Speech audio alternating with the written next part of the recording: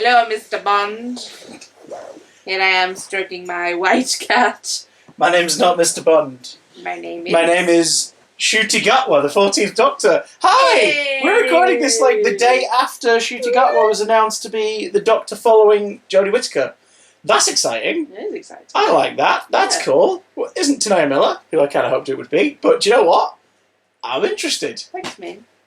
Get a celebratory arm wash, thank you. Cue months of wash your hands, you dirty pig memes across the internet. With That's Doctor Who literally all I twists. know of this person. Yeah, he seems fabulous as hell, so I'm excited and intrigued by the decision. But before we go forward, I'm Chris. I am Mr. Bond with my wet cat. Can they even see me? Yeah, just about. That is the twist. I am Mr. Bond. And welcome to our ongoing video sort of podcast where we watch Doctor Who from the very beginning, thanks to this person deciding to do that in 2018. Am I regretting it? Yes. Yes. That's a point, actually. That's a point. When we first started this, we were at the end of the Moffat era and before the Chibnall era began. Thanks. And now we've got the lead for the Russell T Davies 2 era, full circle. RTD2. So we've sort of we've been doing this a while. Some might say too long. So long, in fact. I think after this next series that we're watching, I think we should stop. Nope. Watching. So I think we should. Nope. So you watched Underworld. You watched freaking the Horns of Nymon. Yes. You watched. Fine. You watched flipping. Oh God. Oh my God. What's it called? Six Doctor's First Story. Twin Dilemma. Like you watched Time in the Rani. You watched some absolute stinkers. Right. Time in the Rani. Wait. Leave the girl. It's the man I want. It's funny purely for that. So, but that's the thing. Those were stories you've never seen before. What was the first We're one? about to head into a territory of stories you either watched once on broadcast over 11 years ago, 11, or stories you've never seen. So this could get real interesting. Like with this one, The Doctor that we're doing the wardrobe, I have only ever watched this story prior to our watch a week ago when we watched this episode. Yeah. Once. I watched it on transmission in 2011. It was the last ever Christmas, maybe even the last ever time, I spent time in the home I grew up in for the majority of my childhood. It was me, my stepdad, my late sister, her ex-husband, and my half-brother. We all watched this episode go out. By the end of it, 3 out of the 5 of us were asleep. And the 2 that were awake, me and my brother, were like, that was shite. That was really bad. So I've had no desire to go back and watch this. You've always told me that it's shite. I in my head, this was the worst Christmas special. The worst of the festive specials for Doctor Who. Has that changed in my mind since? Possibly, because this rewatch, it's not as bad as I remember it being. Hello. That being said, it's not particularly great either. It's not. It's got a very muddled message at its core, which is a problem, because it undoes the excellent work that the guest cast, specifically Claire Skinner, does. No. Do you know what I mean? Like her work on this story, alongside Holly Earle and Maurice Cole as Lily and Cyril, her children, the work that Claire Skinner does in this as Madge is phenomenal. And it's kind of ruined by the message of her character's journey being muddled to heck by the end of it. So, we're going to go straight into it. If you're watching this and you've not seen The Doctor that we're doing the wardrobe, weird choice that you clicked on it. Because we just go in depth with this. It's a retrospective of the whole show. It's not like a first time viewing thing. So what are you doing, you weirdo? Here come the spoilers. You'd never watched this one? No. I didn't catch it on broadcast. Nerd. And Well, if I remember correctly, 2011 Christmas, you would have been at your mum and dad's. Yeah. And I know your mum wasn't asked about following Doctor Who at that point. She'd sort of fallen out with it. There was no desire for you lot to sit down and watch this go out. We never really did. No, but at the same time, I remember there being a big thing with your mum where she watched the 11th hour, was just sort of overwhelmed by Amy's costume as the policewoman and the kissogram. Like, she always calls her a stripper. Exactly. Like, mother! And then after that, she was just like, oh, because they liked the David Tennant era, didn't they? They enjoyed that run. No, they've and since they've rewatched it and they've loved it. Because it was like a year ago, wasn't it? They just went, oh, we started watching Matt Smith's Doctor Who, by the way. It was I think it was during lockdown. Yeah, it's just like we just started at the beginning of his run because we haven't really pretty watched much it. everything that you can. Yeah. Because they got so bored. But so no, you I didn't see this on transmission, but you saw it. I was told last week on Blu-ray. I was my go-to person, obviously, for Doctor Who was Christopher Floor. I think you said Billy Tracy. I didn't know Billy Tracy at the time. That's true. And neither did you. I did. Did you really? Yeah. Oh my god, you guys have known each other for ages. Yeah. The majority of the Five Who fans and all adjacent persons, we've known each other for about 12, 13 years at this point, in various states of socialisation. He's still a baby. Anyway. We were at Mr. Tardis's wedding reception last weekend, so that goes to show you how well everyone's doing in this little YouTubian Who sphere from the early 2010s. Everybody was beautiful. Congratulations, guys. Anyway. Gaz and Will, absolute heroes. Love them. Anyway, sorry, carry on. Yeah, so I was told from my reliable source that it was really poo, don't bother watching it. So I went, okay, and didn't watch it. Most of the time I'll go, oh, do you know what? Just to spite you, I am going to watch it. No, not really, but I would think, oh, I'll have my own opinion and I'll watch it, but I just kind of just accepted, no, I don't want to watch this. Having now watched it, overall first impression? It's a beautiful episode. Well, the look of it. Yeah. Oh yeah, I can't deny that. Like the visually, it's beautiful. The use of the forest, which I think is a set. It has to be for the control shots they've got. Yeah. But it's shot very well. Do you know what vibes it gives me? And I guess that's kind of the intention. Lion, the Witch and the Wardrobe. The old BBC TV series. Yeah, that's why it's called that. Well, no, it's called that because I guess Moffat was trying to start some kind of trope with this one. Like last year it was it's a play on Lion, the Witch and the Wardrobe. Yeah, the last year was A Christmas Carol. Oh no, I mean the visual style. I'm talking about like it's very much aping that BBC miniseries from the 80s. Do you know what I mean?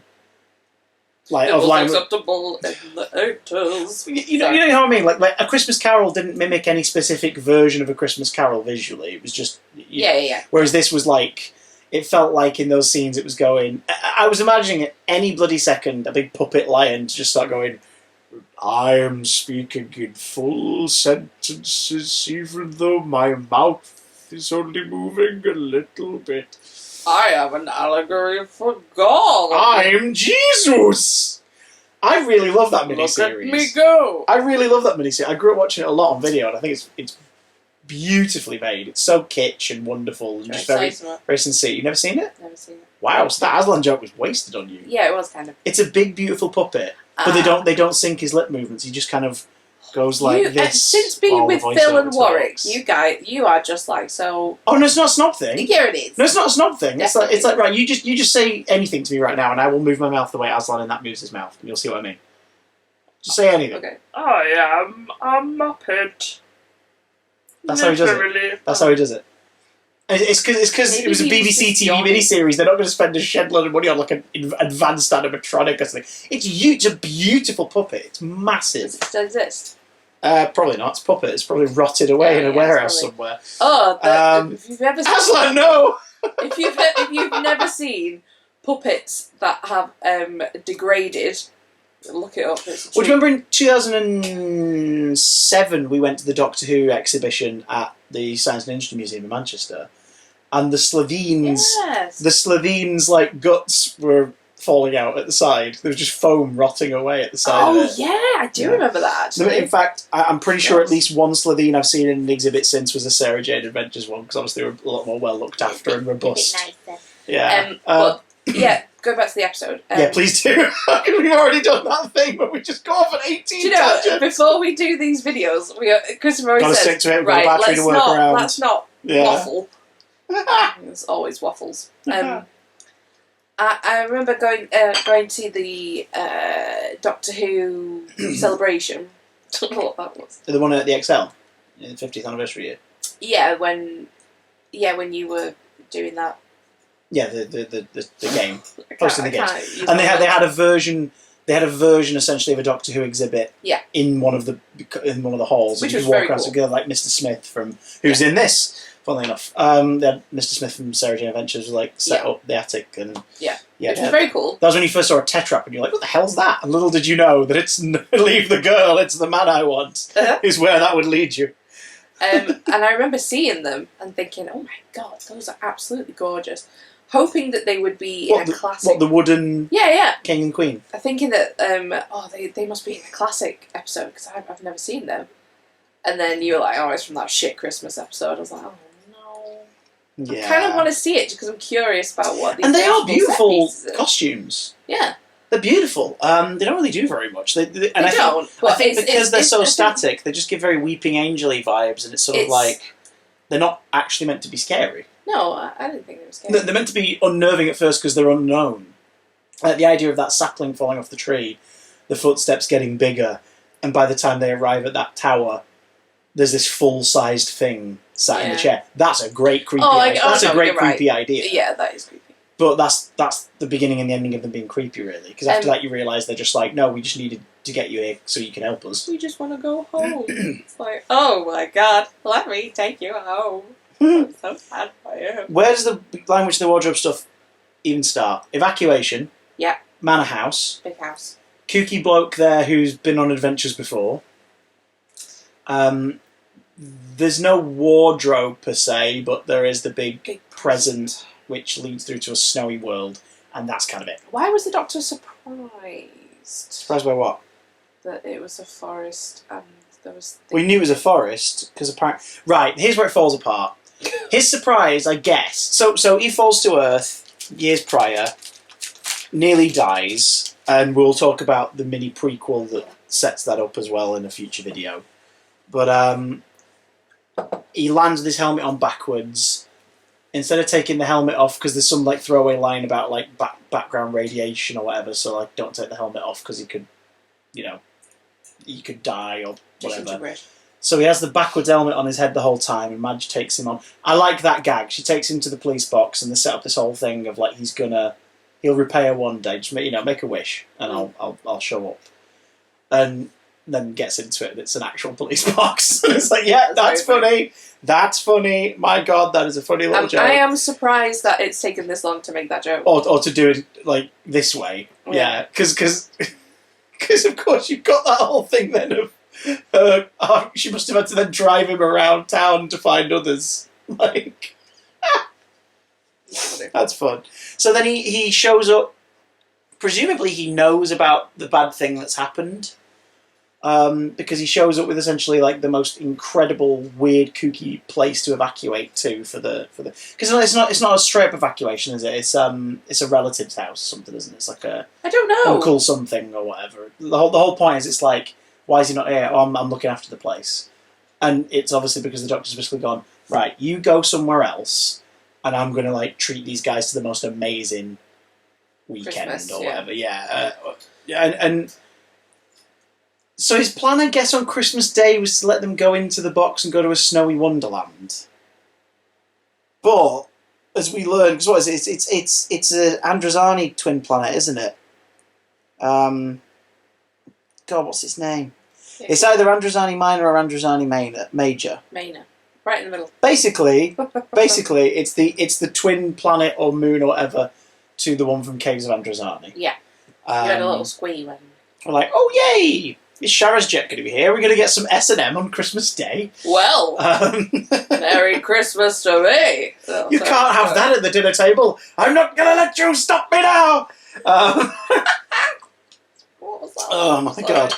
But the planet. It's a planet where the trees are a massive energy source or whatever, and they're good. I don't know. I can't actually remember that bit. Basically, the trees are a big energy source. Right. And there's a mass thingy to wipe them out and mulch them down for whatever reason or something like that. Let me. I'm gonna check this because I'm so bamboozled. It's like a fossil fuel kind of thing, isn't it? The planet they're on is scheduled to be melted by acid rain within minutes, killing anything within it. So what we learn is happening because there's no villain in this story, which I don't mind in this one. The villain is the weather. Yeah, the villain is like the miners don't know that the trees essentially have souls, like they have a consciousness, and the trees have been trying to get hold of someone to be like, help us leave, please. And they have a plan, and it involves this crown, this tiara, which they can all essentially be absorbed into, but it needs to have someone who's compatible, someone who is strong to hold them within their physical being while they're transported away. So they have a plan, but they just don't have a person to help execute it. Because I guess the trees are like, look, we get it. This planet's going to be wiped out. Our physical form's going to be wiped out. We can't stop that. And we're okay with, well, not okay with it, but like we're prepared for that. Yeah. We're going to leave. I'm guessing the miners never spent time on the planet long enough to learn about the trees and their consciousness, I guess. Well, those big machines would do the majority of the work. And the only reason those miners come down to confront Madge is because it's weird that there's a person wandering around. Yeah. So yeah, essentially, it's a story of.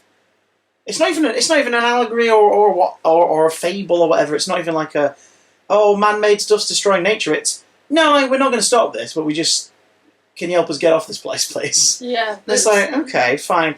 I love the idea. I love the revelation that only Madge is strong enough. Because there's a brief mention, isn't there, when is it Lily? When she puts the thing on, they say she's not strong enough yet. And Madge is strong enough, and that's when the Doctor pieces together that they were looking for essentially a mother. They were looking for someone who emotionally has carried the burden of having a responsibility over Mother Nature, over other lives. Exactly, she's basically Mother Nature in the story, and it's like, okay, I think that's a great idea because essentially what this is, I think what Stephen Moffat's intention with this was to write an ode to motherhood and why mothers are important and why, women who take on that role are incredible and deserve all the credit in the world. Like, I think that's what the intent of this story was, right? Yeah. Because early in the story, she is stripped of her support network, her partnership, her other half, when Reg seemingly dies during the war at sea. His plane goes down over the English Channel.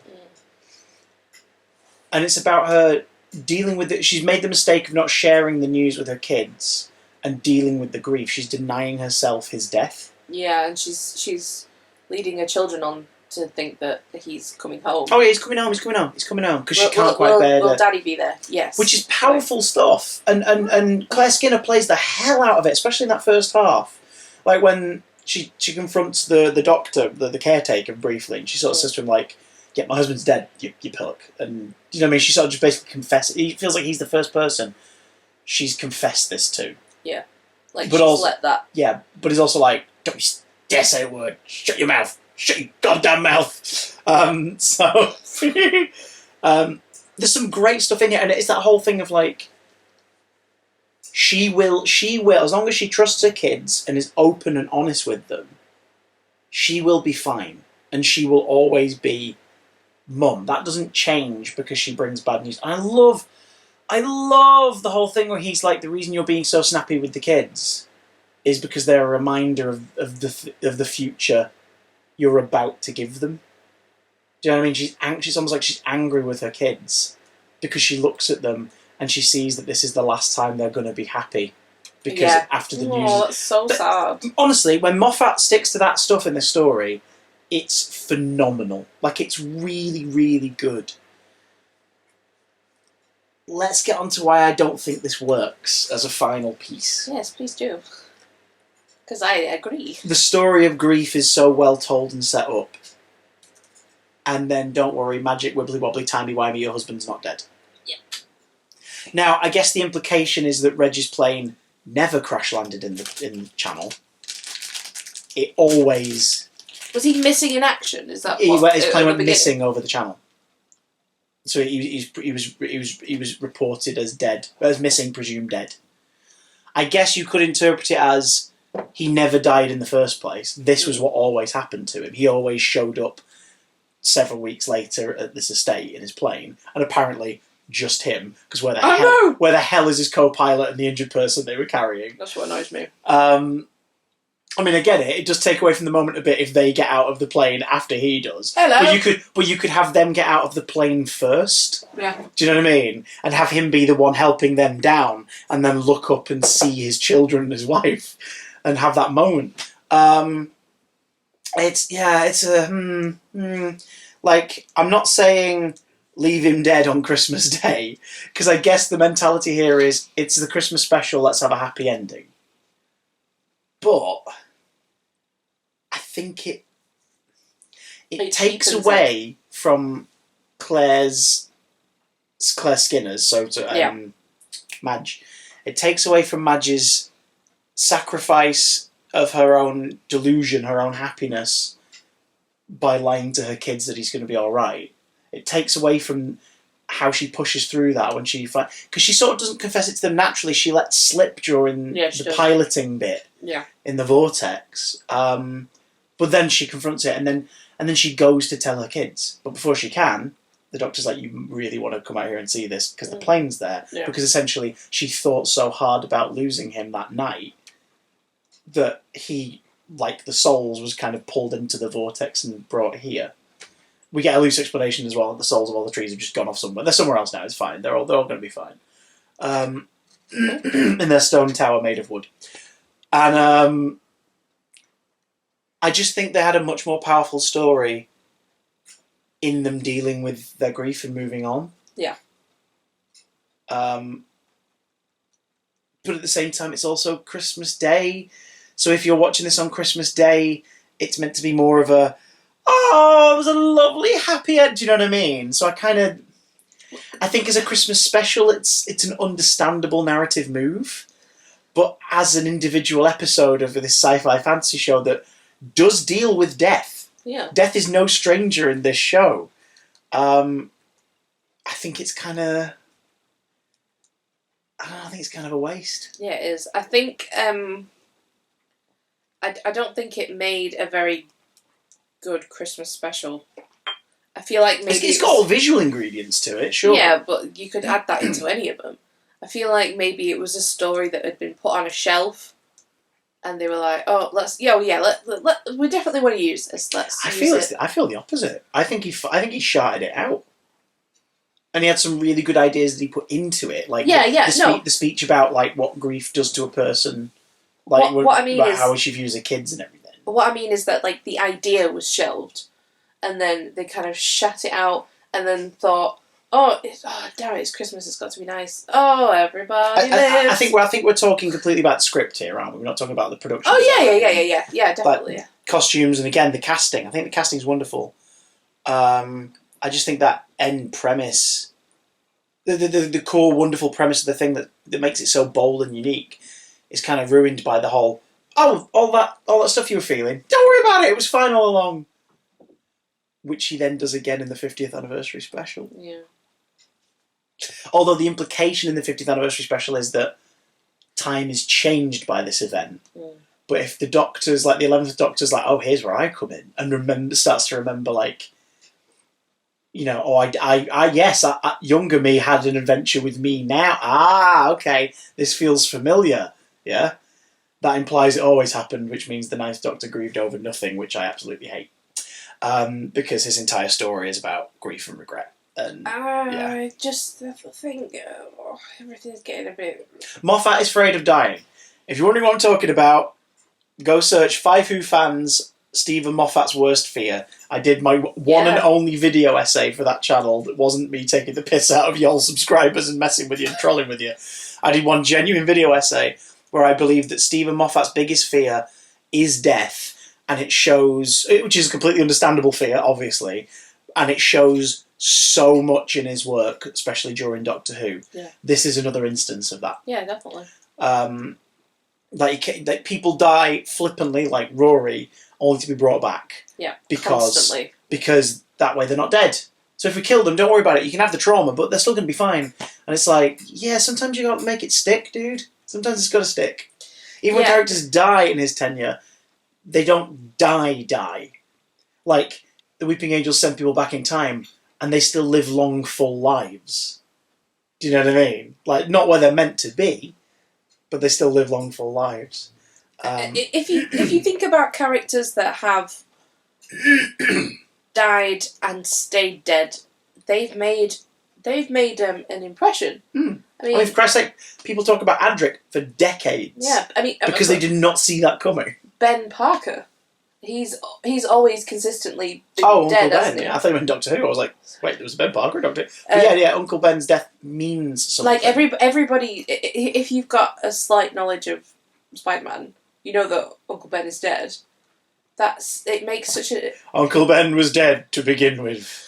It was Uncle Ben all along. No, Uncultured swine. I drop a Dickens reference. I get my Dickens out for you on camera. I drop my Dickens. But yeah, so they could have...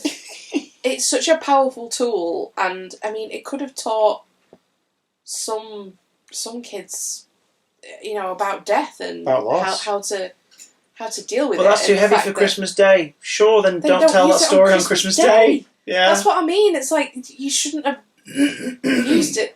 Yeah, go ahead and use it. But because it was Christmas, you had to give it a shiny, frothy, happy ending. Yeah, it just sort of feels like...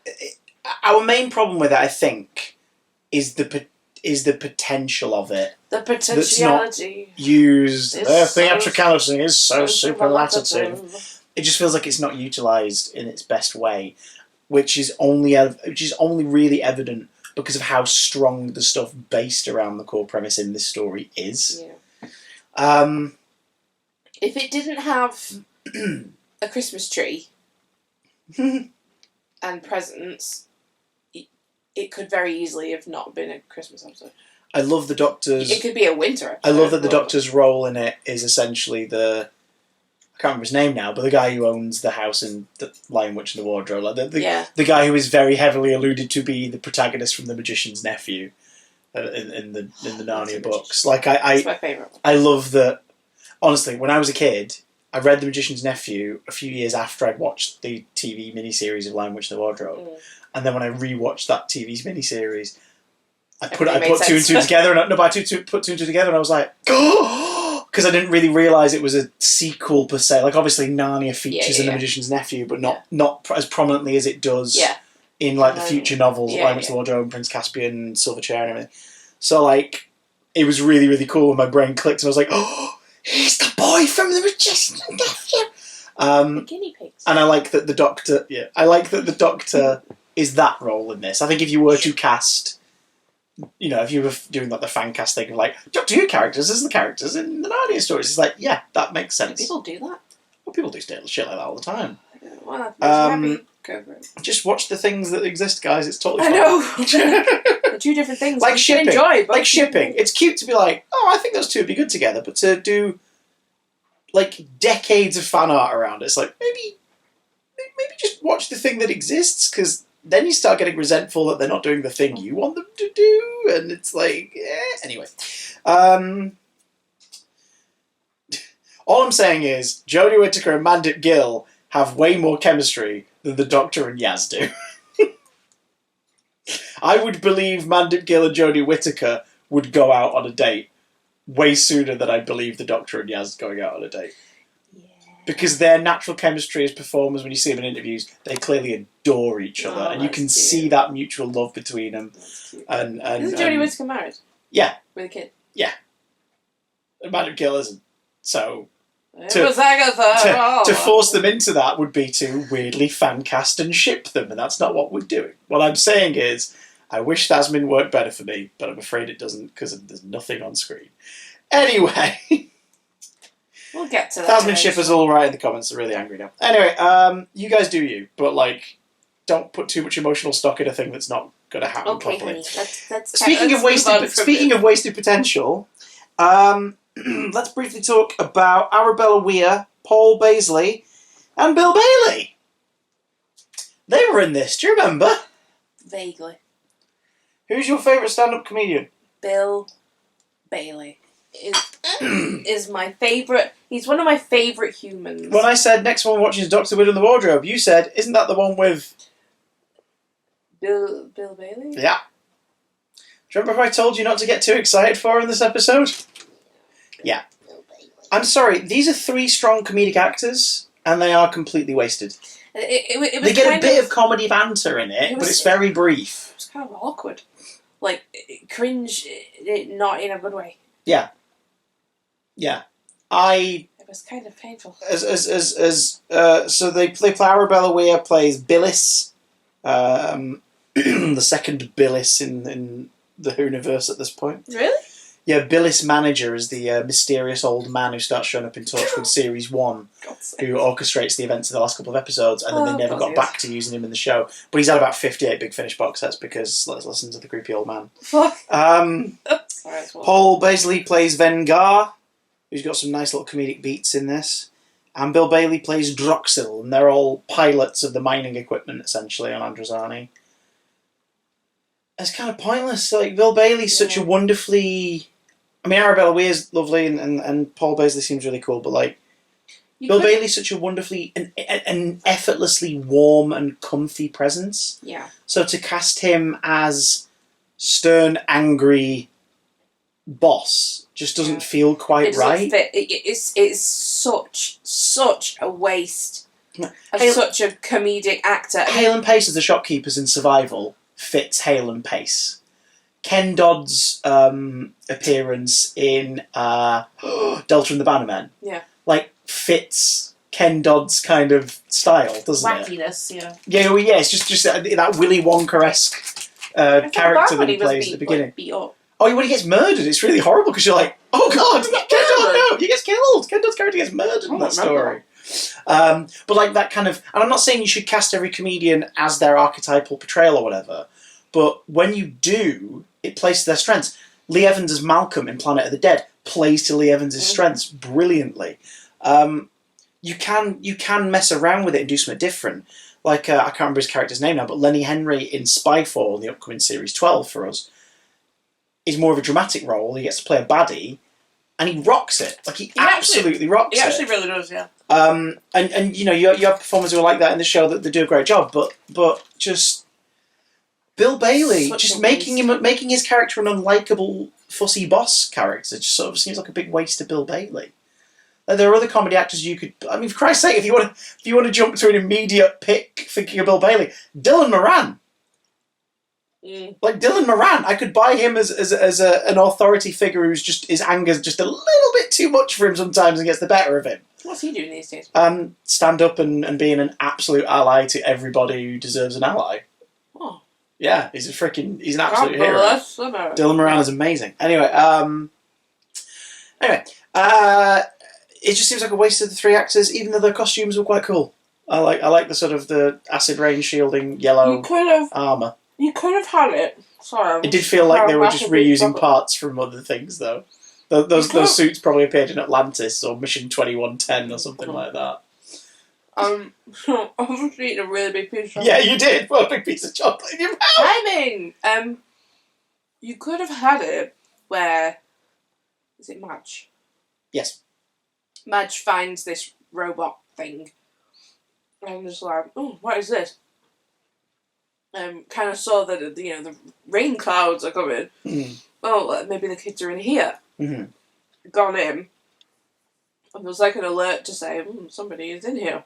Yeah. And like somebody on the screen, like Bill Bailey on the screen, could have come up and gone like, what?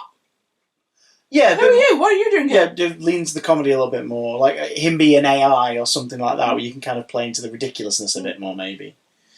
I don't know. It made me cringe in a really bad way. Best scene outside of the post hammocks talking of grief sequence